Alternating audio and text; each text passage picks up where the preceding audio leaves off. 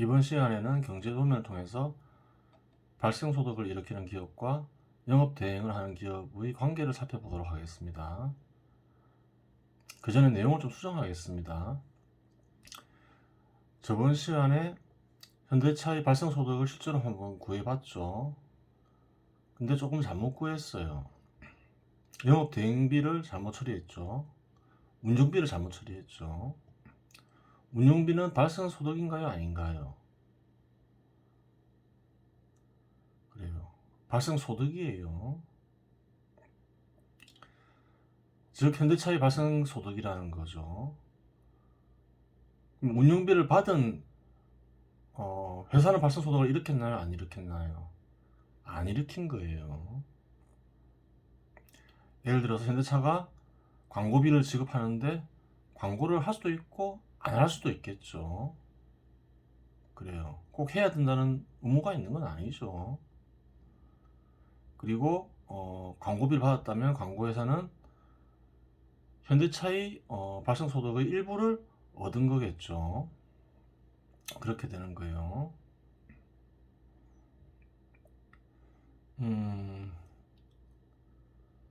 금융비용도 일종의 영업대행비라고 저번 시간에 언급했죠. 그래요. 왜 그런가요? 기업은 화폐를 사용하죠. 필수죠, 그거는. 영업활동의 일부이기 때문에 그렇죠.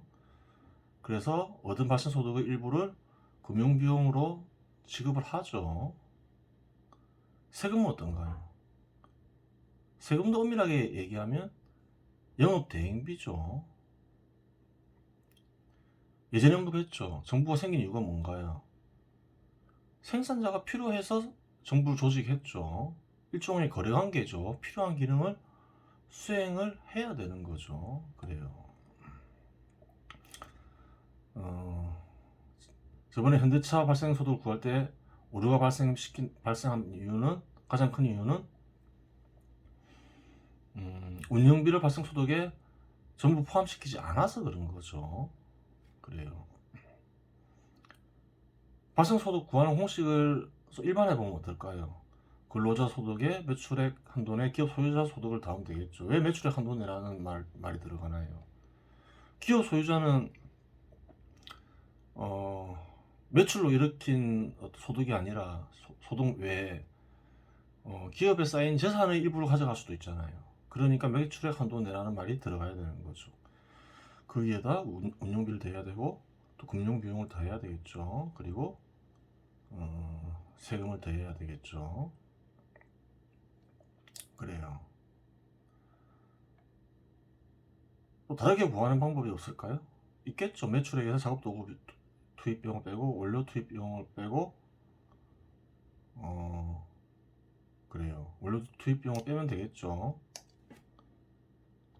그렇게 되는 거예요. 저번에 그 오류가 발생한 이유는 그래요. 이유가 있어요. 우선 아리스토텔레스 말을 살펴보도록 하겠습니다. 니코마코스 윤리학에 나오죠. 그 어느 경우에나 이미 알려진 것에서 출발하는 법이다. 왜냐하면 그것은 때로는 기납을 통해서 또 때로는 연영을 통해서 행해지기 때문이다. 그런데 기납은 보편적인 것의 인식조차도 거기서 출발하지 않을 수 없는 출발점인데 한편 연영은 보편적인 것들로부터 출발한다. 그러므로 연영으로서 도달할 수 없으면서 연역이 거기서 출발하는 출발점들이 있다. 그런데 이 출발점들은 기납에 의하여 획득된다. 이렇게 나와 있죠. 귀납법은 뭘까요? 일종의 진리의 씨앗을 얻는 거라고 보면 돼요. 그리고 진리의 씨앗을 통해서 이론이 만들어지죠. 내용을 만드는 걸 연역이라고 하죠. 흔히 사람들은 귀납과 연역을 반대되는 방법으로 알고 있는데 그렇진 않아요. 생각하는 과정에서 두 가지가 다 나타나는 거죠. 근데 이게 질을 형성하는 완벽한 방법일까요? 그게 아니라는 거예요. 이론을 만들었어요. 그럼 뭘 해야 되나요? 이론으로 현실을 설명해야 되는 거죠. 이론과 현실이 결합돼야 되는 거죠. 이론과 현실이 결합돼야지 비로소 온전한 생각이 되는 거죠. 이론을 만드는 것과 이론의 현실을 결합하는 게 같은 것인가요? 아니죠. 그래요. 발생소득을 구하는 원리를 생각하는 것과 발생소득을 실제로 한번 구해보는 것은 다른 거라는 거예요. 그래요. 또 다른 작업이 필요한 거죠. 예를 들어서 현대차의 발생소득을 구하려면 현대차의 재무제표를 분석해야 되고, 그렇죠. 또 이치에 맞게 또 재무제표를 또 변경도 해야 되고, 그래요. 또 다른 수고가 들어가는 거예요. 쉬운 일이 아니라는 거죠. 완전하게 밝히는 게 쉬운 건 아니에요. 이렇게 생각하면 돼요. 과학 이론을 만들었어요. 그 현실에 완전하게 실현하는 게 그래요. 쉬운 게 아니라는 거죠. 그래요. 현실에 실현하는 방법을 찾는 것과 과학 이론을 만드는 것은 또 별개의 작업이라는 거죠. 마찬가지죠. 그런 이유 때문에 오류가 발생한 거예요. 새로 구한 거는 그래요. 올려놨죠. 알아서 보도록 하세요.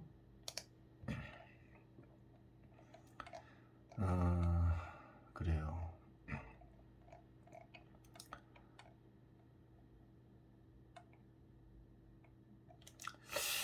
현대차 손익계산서에 보면 금융수익, 금융비용이 있죠. 금융거래는 모든 기업이 하는 거죠. 할 수밖에 없다 했죠.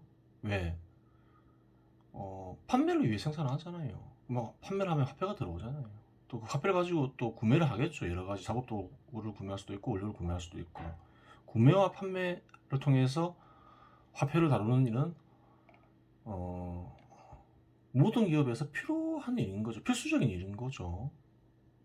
그래요. 영업 행위에 들어가는 거죠. 그래요. 그러니까 이제 금융비용 역시 영업 대행비에 속하겠죠. 은행에 이제 금융비용을 지급하죠. 은행을 이용하지 않으려면 자기가 직접 화폐를 관리하는 어떤 자본을 투입해야 될 거 아니에요. 그렇죠. 자본을 투입해서 그래요. 화폐를 관리를 해야 되겠죠. 보통 대부분 회사들은 그런 식으로 회사를 운영하지 않죠. 은행을 이용하죠. 맞아, 그래요.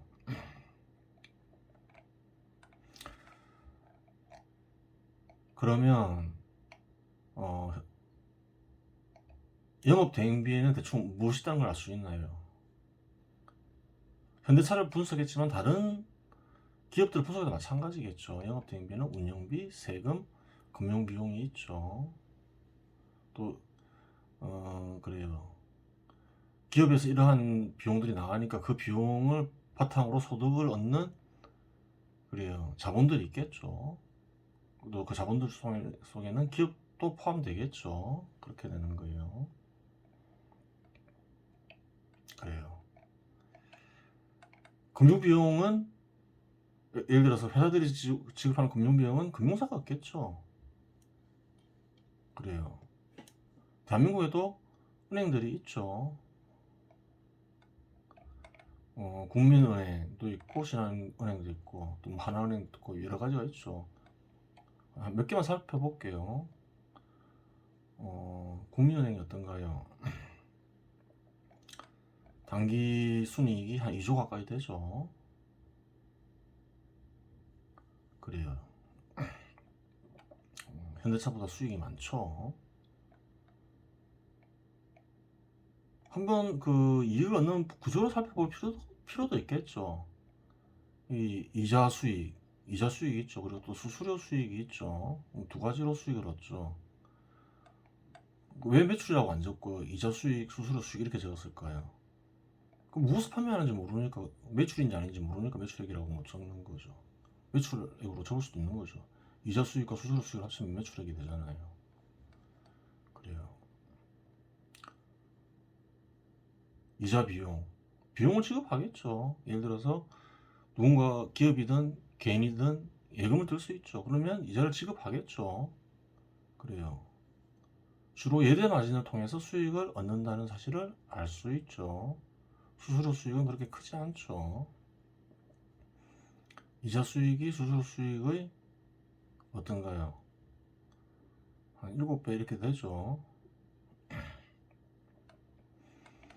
그렇게 되는 거예요.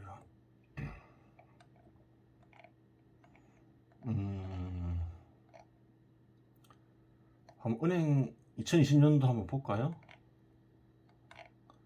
2020년도 은행 사정을 한번 볼 필요도 있겠죠. 코로나19 등 금융산업 악재에도 불구 KB국민은행의 2010년도 당기순이익은 2조 2,982억 원을 달성하였습니다. 보면 그래요. 이자 이익이 6조 3,600억 정도에서 6조 7,500억 정도로 증가했음을 알 수가 있죠. 그래요. 당기순이익도 당기순이익은 조금 감소했죠. 그래요. 그래요. 그런 부분이 있어요. 수수료 수익이 좀 많이 감소했죠. 그래요. 판매 관리비는 더 증가했죠. 계산하면 좀 감소한 걸로 나오죠. 영업손익도 좀 감소했죠. 그래요. 신한은행은 어떨까요? 2020년도 이자 부분 이익이 좀 증가했죠. 그래요. 하여간 보면 이자 둘 다 보면 당기 순이익은 감소를 했죠. 국민은행도 그렇고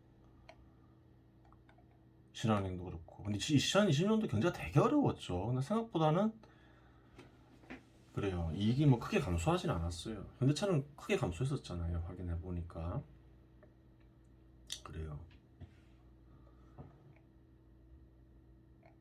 그러면 이게 정상인지 정상이 아닌지 확인하기는 어렵죠.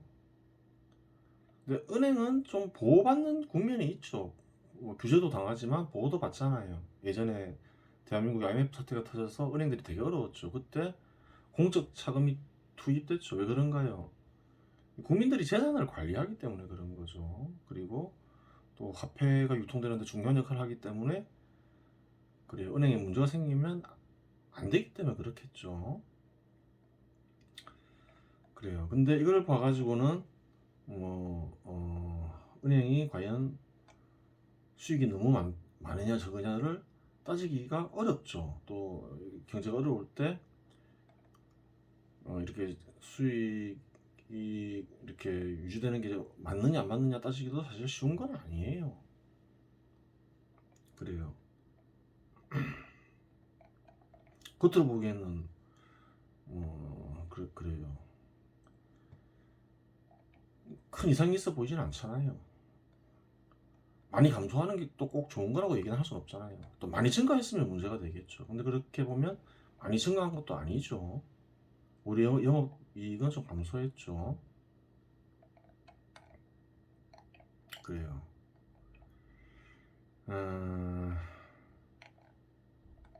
신한은행도 마찬가지였죠. 그러면 은행이 이익을 많이 취하는지 안 취하는지는 또 다른 방법으로 알 수 있겠죠. 은행에 참여하는 구성원들이 얼마의 소득을 얻는지 확인하면 되는 거죠.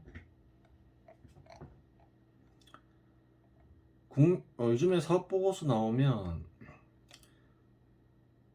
기업별 1인 평균 급여액이 나와요. 그래요.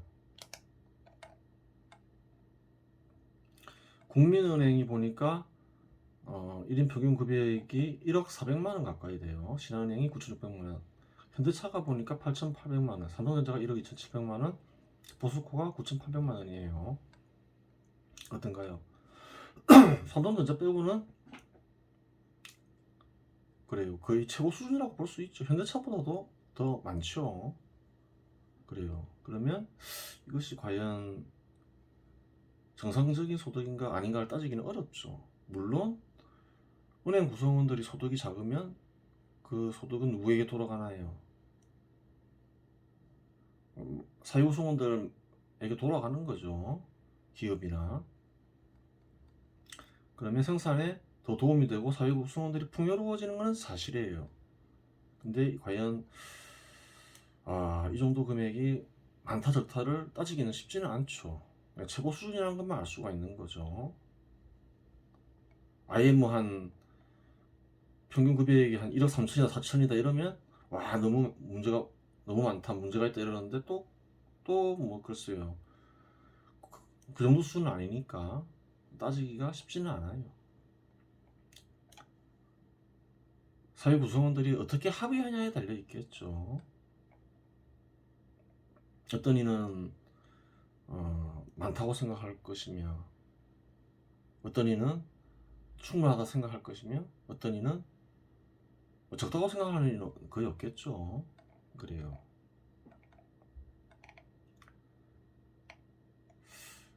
근데 무엇을 할 수 있나요? 작년에는 은행의 소득도 감소했다. 그거는 이제 알 수 있는 거죠. 한번 광고에서도 한번 볼까요?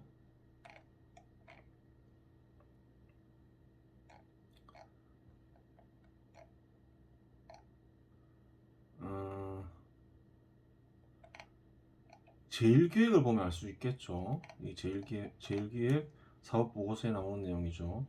2020년 국내 광고 시장은 전년 대비 0.8% 성장한 11조 9,951억 원을 나타냈습니다.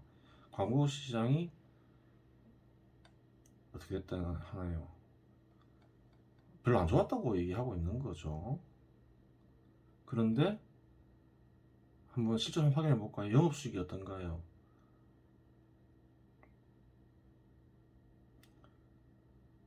제일기획 같은 경우 보면 2019년도에 보면 영업수익이 매출액이죠. 3조 4천억 가까이 됐는데 2020년도 2조 7천억이죠. 대폭 감소했죠. 대폭 감소했죠. 당기 수익은 어떻게 됐을까요? 영업이익은 어떻게 됐을까요? 영업이익을 보면 대략 2,050억 가까이 되죠. 근데 2019년도 2,050억이었는데 2020년도에 보면 2,040억이죠. 크게 감소하지 않았죠. 영업수익은 대폭 감소했잖아요. 그러니까 뭐 사업을 선방했다고 볼 수는 있는 거죠. 그렇게 되는 거예요. 그래도 광고 시장도 되게 안 좋았다 하죠.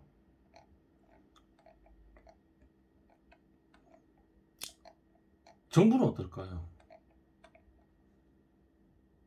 정부는 보면 2016년도에 보면 세수죠. 국세죠. 국세 240조, 2017년도 265조 증가하죠. 2018년도 293조 증가하죠. 2019년도 어떻게 되나요? 293조 거의 정체죠. 2020년도 어떻게 되나요? 285조 이렇게 되는 거죠. 2020년은 다 안 좋았죠. 그러면 어떤가요? 발생 소득을 일으키는 자본과 영업 대행하는 자본 사이의 관계를 한번 살펴볼 수가 있잖아요.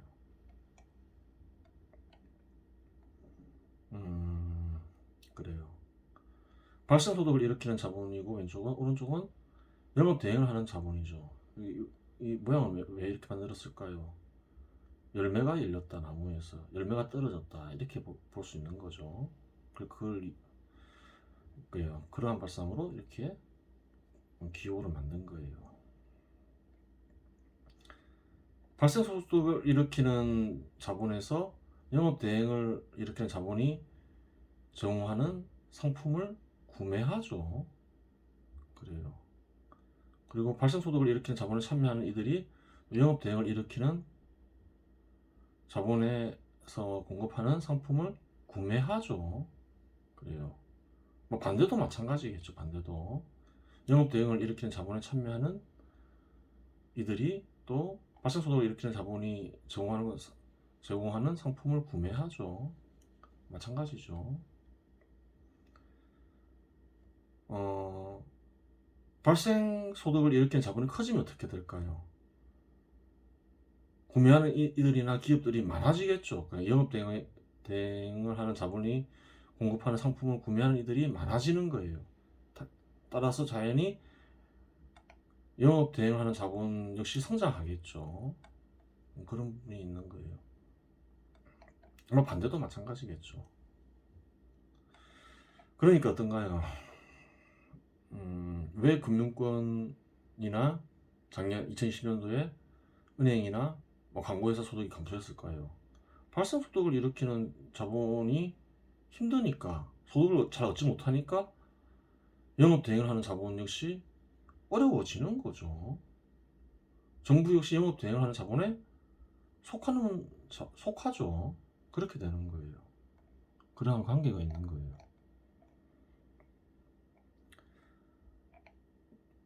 그렇게 생각하면 안 돼요. 예를 들어서 발생소득을 일으키는 자본은 선이고 영업대행을 하는 자본은 악이다. 뭐 그렇게 생각할 리는 없겠지만 그런 관계는 아니에요. 둘 다 필요하고 둘 다 악이 될 수도 있고 선이 될 수도 있겠죠. 그래요. 발생소득을 일으키는 자본에는 어떤 자본이 있을까요? 생산자본이 있겠죠. 생산자본은 다 발생소득을 일으킨다 볼 수 있겠죠. 활동자본, 대여자본에는 발생소득을 일으키는 자본이 없을까요? 있겠죠. 그래요.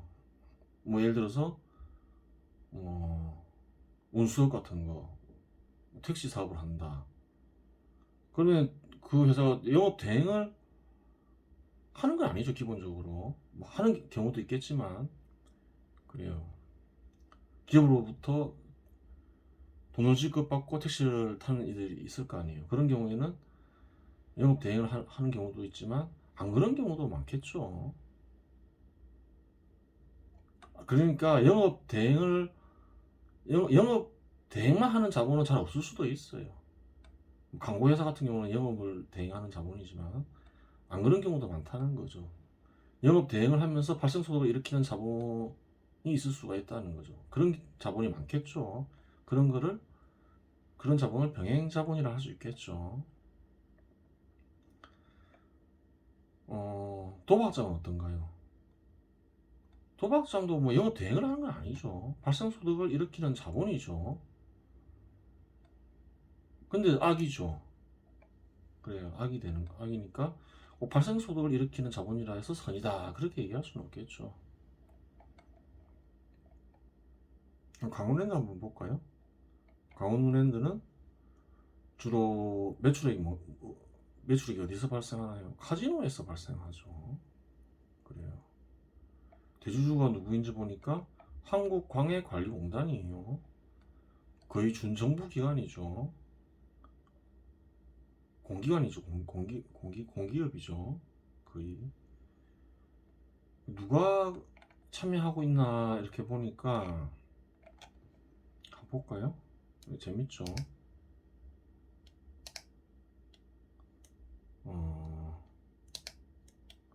그래요.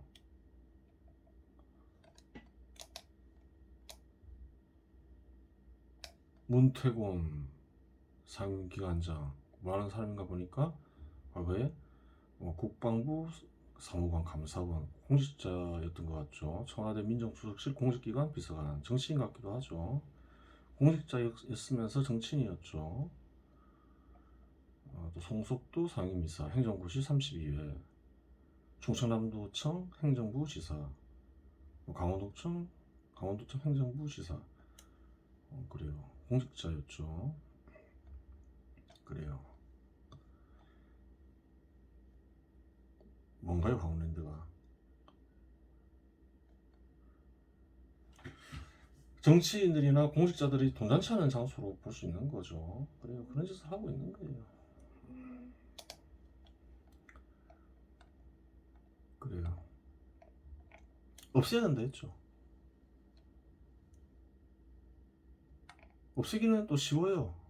보니까 카지노업 제어가 조건이라는 게 있죠. 허가를 받아야 하니까 허가 안 해주면 없애버릴 수 있는 거죠. 없어지는 거죠. 근데 문제가 뭔가요?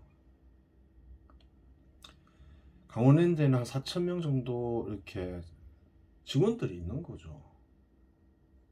그 직원들은 특별한 죄가 있는 게 아니잖아요. 피해자가 생기는 거예요. 경제정책을 뭐 사소한 거라도 잘못하면 반드시 피해자가 생긴다는 거예요. 그럼 피해자의 피해자가 생기니까 그 피해는 또 그 사람들이 피해를 입을 이유는 없잖아요. 그러면 뭔가 구제책을 마련해야 되고 비용이 들어가잖아요. 그래요. 항상 조심을 해야 되는 거예요. 이 경제정책이란 거는 사람을 다치게 하는 거죠. 잘못된 경제정책을 수정하려면 많은 비용이 들어가는 거예요. 그렇게 되는 거예요. 그래요. 발생소득은 다양한 종류의 자본에서 발생한다. 그리고 발생소득을 일으키는 자본과 영업 대응하는 자본 사이에는 서로 성장하는 관계가 있다. 그 정도 알면 되겠죠. 이번 시간 여기서 마치겠습니다.